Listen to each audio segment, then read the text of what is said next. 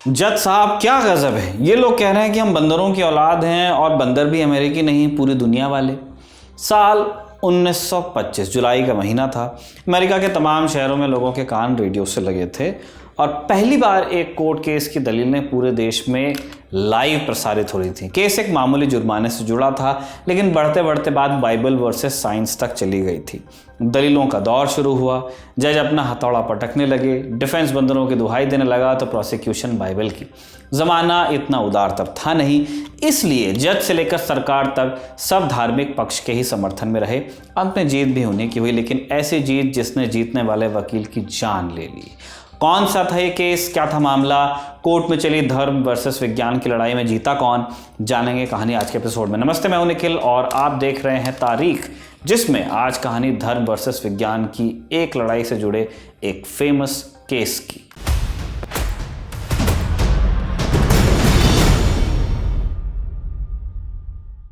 कहानी शुरू होती है आज की तारीख यानी 10 जुलाई से।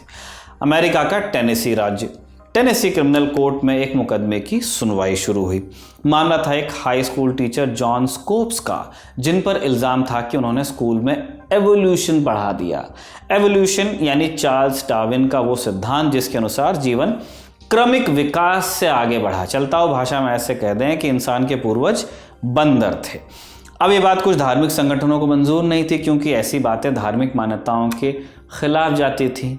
लोग मानते थे कि इंसान को सीधे ईश्वर ने बनाया, इन हिज ओन इमेज या हर ओन इमेज, जैसे भी आप कह लें। इसलिए टेनेसी के एक धार्मिक ईसाई संगठन ने सांसदों पर जोर डालकर एवोल्यूशन के खिलाफ कानून पास करा दिया।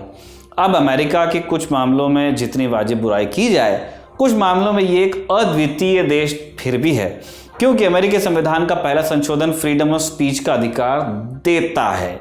अब इस कानून के आने से ये हुआ कि एक टीचर स्कूल में विज्ञान नहीं पढ़ा सकता। ये बात जनता के अधिकारों की वकालत करने वाले लोगों को हजम नहीं हुई।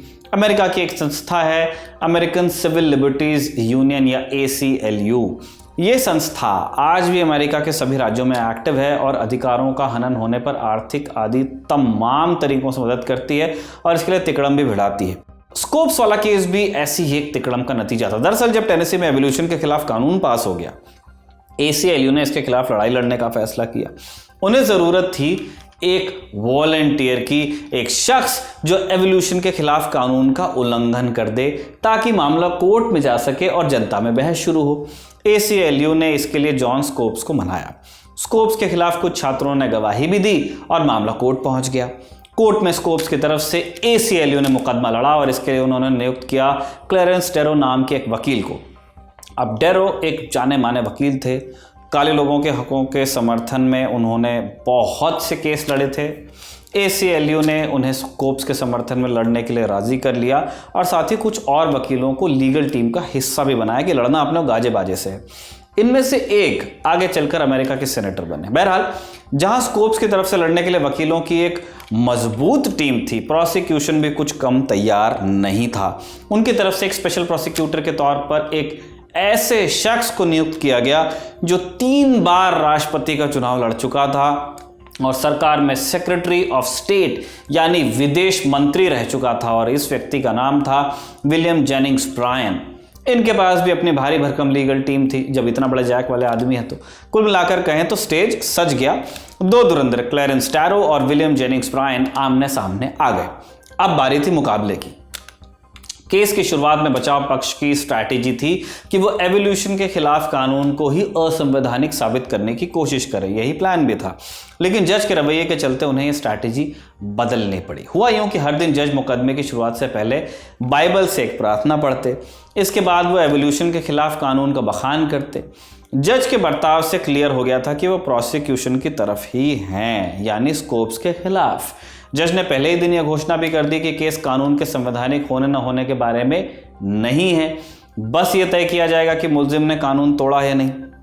बचाव पक्ष के वकील क्लेरेंस डेरो ने इसके बाद जज को 8 गवाहों की लिस्ट सौंपी और ये सभी एवोल्यूशन के सब्जेक्ट्स पर एक्सपर्ट थे। लेकिन जज ने इनकी गवाही कराने से इनकार कर दिया। बोले कि लिखकर अपना पक्ष दे दीजिए, बोलने नहीं देंगे। बचाव पक्ष ने जज के बर्ताव के खिलाफ आवाज भी उठाई, लेकिन फर्क नहीं पड़ा। पहले 4-5 दिन कोर्ट के अंदर ही हंगामा चला। दूसरी तरफ कोर्ट के बाहर अलग माहौल था। शहर ने सर्कस की शक्ल ले ली। कोर्ट हाउस के पास टेंट लगे हुए थे। दूर दूर से लोग जमा हो रहे थे और मौका देखकर कुछ लोगों ने दुकान भी लगाई। बंदर की पोशाक पहने दो लोग सबसे कहते हैं कि हम तुम्हारे बाप हैं। कोर्ट के अंदर भी लोगों की भीड़ जमा हो ही रही थी और 5वां दिन आते आते भीड़ इतनी हो गई कि जज ने लॉन में सुनवाई का हुक्म दिया, क्योंकि इतनी भीड़ देखकर जज को डर था कि कहीं कोर्ट हाउस का फर्श ही अंदर न धस जाए बेसमेंट में। इस तमाम हंगामे के बीच केस कहीं जा नहीं पा रहा था। ACLU को उम्मीद थी कि इस केस से साइंस का पक्ष मजबूत होगा, लोगों में बहस शुरू होगी, लेकिन 6 दिनों की कार्रवाई में ऐसा कुछ नहीं हो पाया। फिर 7वें दिन बचाव पक्ष के वकील ने कैसा दांव चला कि केस की दिशा पलटी।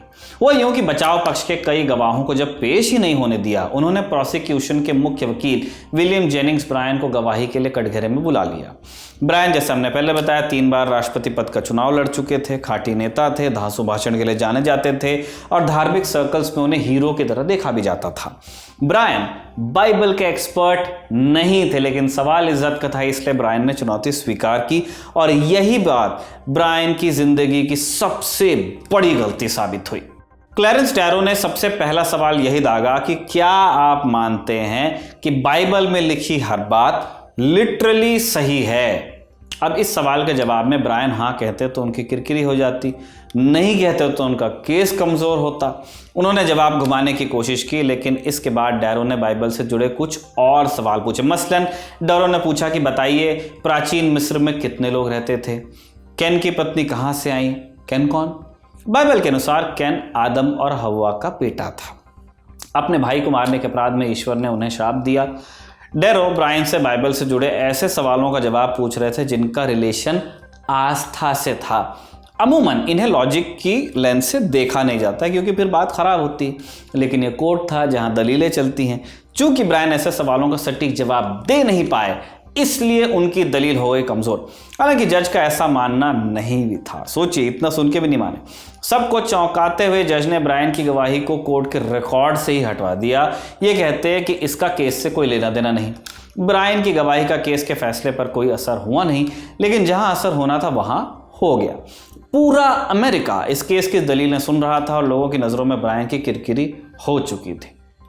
असल में यही मेन मुद्दा था। लोग धर्म वर्सेस विज्ञान की बहस सुनना चाहते थे और उनके लिए जीत विज्ञान पक्ष की हो गई थी। हालांकि कहानी यहाँ खत्म नहीं होती है।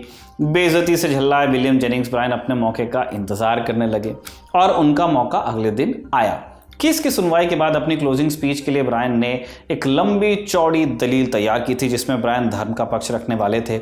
उन्हें उम्मीद थी कि इससे वो विपक्ष के प्रोपेगेंडा को चित कर देंगे, लेकिन फिर बचाव पक्ष ने एक और दांव चला और उनकी प्लानिंग को फेल किया।